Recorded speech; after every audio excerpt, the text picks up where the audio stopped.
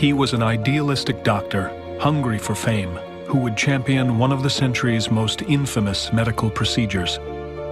He wanted to solve the problems of psychiatry, and he wanted to do it fast. I think Dr. Freeman believed, and I think the public believed, this was going to be a magical cure. Here the skull is thin enough to transmit light, and it can usually be perforated easily with a sharp instrument. Hailed by some as an angel of mercy, he was denounced by others as a medical monster. He was an apostle. He was a crusader. He was genuinely convinced of the effectiveness of what he was doing. The instrument upon removal appeared clear and shiny. I thought he was the nearest thing to a genius that I had ever met.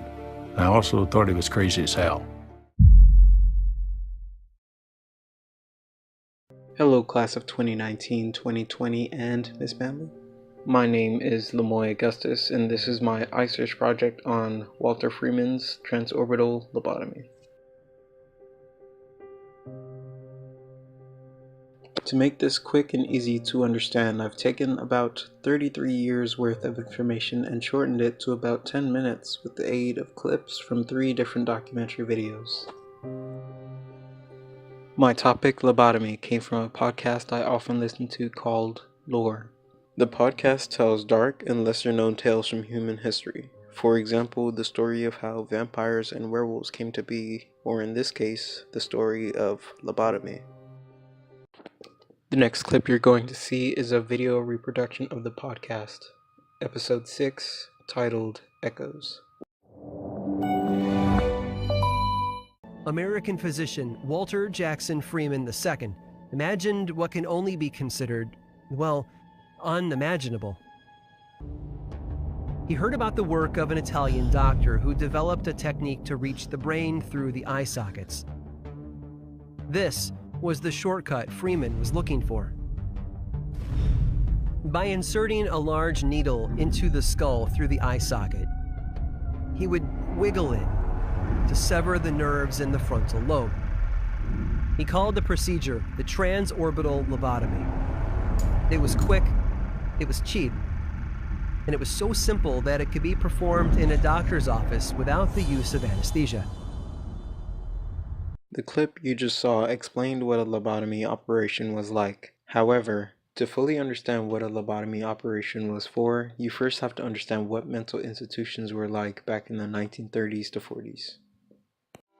In the early decades of the 20th century, people struggling with mental illness had few options. Families were at their wits' end, didn't know what to do with people who had lots of mental symptoms. Institutions were very overcrowded, and the treatments were very, very difficult, like hydrotherapy, where people would be immersed in water, insulin therapy, where the doctors would make the patient's blood sugars go down to 0 and they would have seizures. So, while working at one of these psychiatric institutions, Walter Freeman saw how ineffective the usual treatments were. In response, he took action in hopes of solving the problems of psychiatry. The outcome was the transorbital lobotomy operation. The following clips will explain the journey of its creation. Like most neurologists, Freeman believed that physical defects in the brain caused mental illness.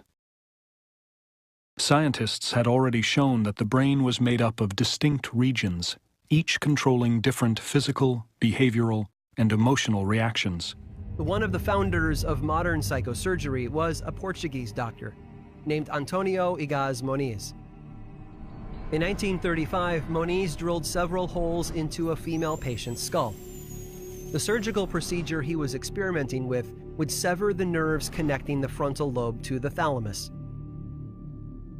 Moniz believed that severing the connection between these parts of the brain could produce beneficial effects, transforming a psychotic patient into someone more docile and less tormented. He'd eventually win the Nobel Prize for his discovery of the therapeutic value of leucotomy. Leucotomy, you see, was another word for prefrontal lobotomy. When Walter Freeman and his partner, neurosurgeon James Watts, heard about the procedure, they knew it had the potential to radically alter the treatment of chronic mental illness. Freeman was determined to become a savior to patients like those in the article. But the procedure he developed with Watts was time-consuming and costly. In the 10 years they'd been performing lobotomies, they'd only done a few hundred.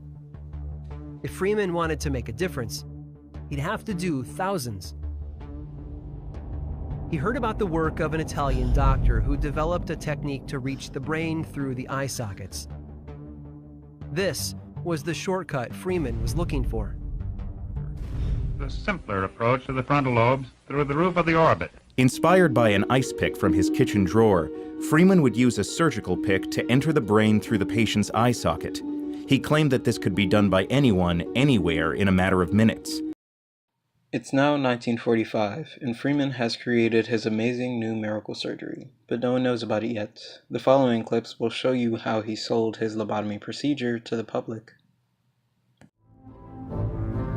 We think of science as having this sober sort of process. Something's introduced, it goes to a medical journal, it's peer-reviewed there. Freeman sort of bypassed that process because he, in fact, knew he was going to get a lot of resistance, and he brings the press into it right from the beginning. And the press, they're always eager for miracle surgery. It sells papers. 1946 was a rocket ride for Walter Freeman. America had just defeated fascism, and people saw possibility and potential everywhere, and they embraced this radical new procedure. Any damn fool could learn it, Freeman joked, and he set off across the country to prove it. For cash-strapped institutions, it was impossible to resist a procedure that could deliver such apparent relief so easily. Just the silent insertion. A few tiny taps, and the horrors that had dominated the minds of the chronically ill could be taken away. Buoyed by his growing popularity, Freeman began promising more. The lobotomy, he maintained, could provide relief for non-institutionalized patients as well. Now I think you've learned enough about lobotomies to hear a bit more about its effects, but just to clarify what was just said, as lobotomies became more widely accepted, Freeman started to say the procedure could cure more than just mental illness. For example, recurring headaches. The most favorable outcome had troubling side effects. Freeman's definition of success is that the patients are no longer agitated. That doesn't mean that you're cured. That means that they can be discharged from the asylum, but they were incapable of carrying on normal social life.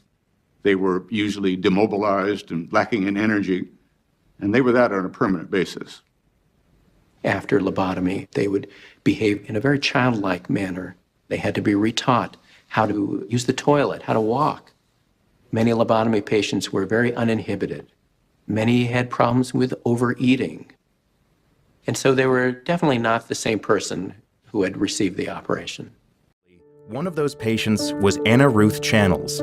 Channels had suffered from severe headaches for several years, and Dr. Freeman was sure that a lobotomy was the cure. Carol Duncanson is Anna Ruth's daughter. Walter Freeman promised she would just be happy. Everything would be fine. And who wouldn't go rah-rah for that when you're hurting so badly? Dr. Freeman lobotomized Anna Ruth when Carol was 3 months old, and in a cruel twist of fate, her headaches were gone, but so was almost everything else. When they brought her home, she did not know how to do the activities of daily living, even the most basic things like toileting and bathing. My aunt taught her from the very beginning. She wasn't the mother that I would ever describe as being motherly. Carol says, because her mother was unable to care for her, that she and her sister would spend part of their childhood living in a series of foster homes. I'm told that Dr. Freeman went to West Virginia and interviewed my mother after the lobotomy, and that he considered her outcome excellent. That's probably the most insulting thing I've ever heard. Can you even imagine going to a hospital for a headache and leaving disabled for the rest of your life? If that were me, I would be pissed. But back on topic. Nearing the end of my iSearch video, these last few clips will show you how the story of lobotomy came to an end. Ultimately, the fate of lobotomy would be settled by a pill. In 1954, a new drug called Thorazine began to sweep through state mental hospitals. Thorazine was initially marketed as a chemical lobotomy. I mean, this was seen as a selling point that it produced results similar to lobotomy, but without, of course, all the risks of the surgery. With a viable alternative now in hand, the medical community turned decisively against lobotomy. Overnight, Freeman's opportunities to perform lobotomy began to disappear. His office in George Washington University was closed. His teaching assignments were canceled. His hospital practices at D.C. General were forfeit.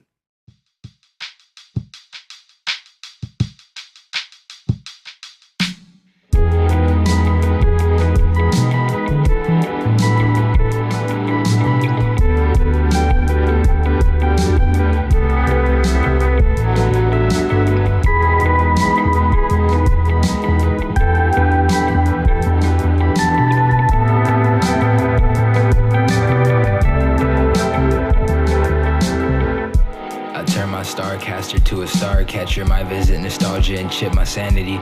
Still one with the heat of cigar, amber at peace with knowing I could leave forever tomorrow. I'm on the brink of nirvana, I'm so omniscient, see all, and I'ma miss you. I'm overseas and still haven't seen God. That brother MIA as fuck, my mama pray for me often, bet she probably shaped my luck. I've been surrounded by crosses ever since I could look. Up on the balcony, smell the sea and the breeze. And if you ever did doubt on me, I would truly hate to be you. Honestly, it's me and my family on the easel. So that's the reason I see some people that see through. You're fucking phonies, I keep my distance and peace with it. Sounds mad wavy, give orgasms or seasickness. Leave them with an imprint deeper than